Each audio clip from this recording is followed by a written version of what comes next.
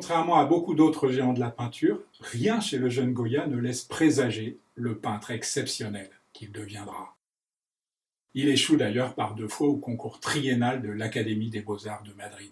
C'est un voyage en Italie, et plus particulièrement la découverte à Naples des caricatures populaires de Gaspare Traversi, qui va tout déclencher. La satire fait son apparition dans sa peinture, qui alors ne cessera plus d'évoluer. De retour en Espagne, sa maîtrise technique lui vaut de nombreuses commandes pour lesquelles il mélange allègrement rococo et néoclassicisme et où contrastent violemment l'ombre et la lumière. En filigrane, un humour corrosif qui le distingue de ses confrères français ou italiens. La vie populaire distrait l'aristocratie, ça oui, mais sans véritablement l'émouvoir. C'est bien plus évident chez lui que chez un Fragonard ou un Guardi, par exemple.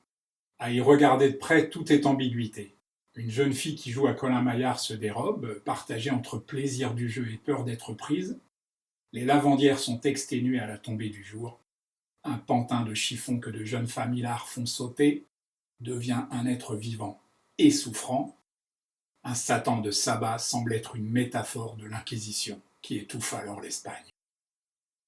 Son sens de la mise en scène et ses dons éclatants de coloriste font que la bonne société madrilène pardonne à Goya son manque évident d'ardeur religieuse.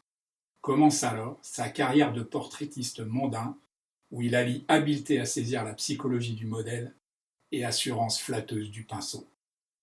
À voir ces beaux portraits enlevés dans une couleur dominante qui tranche vivement sur le fond, on comprend ce que Manet lui doit, pour ne citer que lui. Enfin, Goya est admis à la cour, puis dans l'intimité de la famille royale, le voilà comblé, du moins en apparence. Car une inquiétude troublante persiste et même s'accentue dans sa peinture. Ainsi, une tempête glaciale a immobilisé un convoi dans la plaine enneigée, soldats ou mulets, tous sont pétrifiés. Seule une paire d'yeux s'anime dans l'ombre d'une capuche improvisée, et cette paire d'yeux nous fixe. Le malaise est palpable. Justement, Goya tombe gravement malade. Après avoir frôlé la paralysie, il en sort affligé d'une surdité complète qui lui vaut quelques déséquilibres.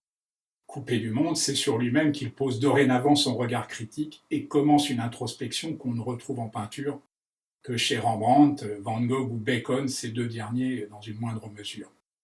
Goya en profite pour évoluer à nouveau vers une peinture heurtée voire violente, expressionniste avant la lettre. Il nous montre l'envers noir de la vie humaine qui est bien sûr sa réalité profonde, une vision nouvelle qui va s'affirmer encore avec la fameuse série des Caprices où Goya fustige les archaïsmes de l'Espagne. La dualité du peintre y éclate autant que son génie. On a beaucoup moqué les complexes physiques et sociaux de Goya, son ardeur à plaire aux grands de ce monde. On semble avoir oublié qu'ils étaient sans doute la marque d'un pressentiment profond de sa propre valeur, d'une lucidité rare et d'une énergie sans faille.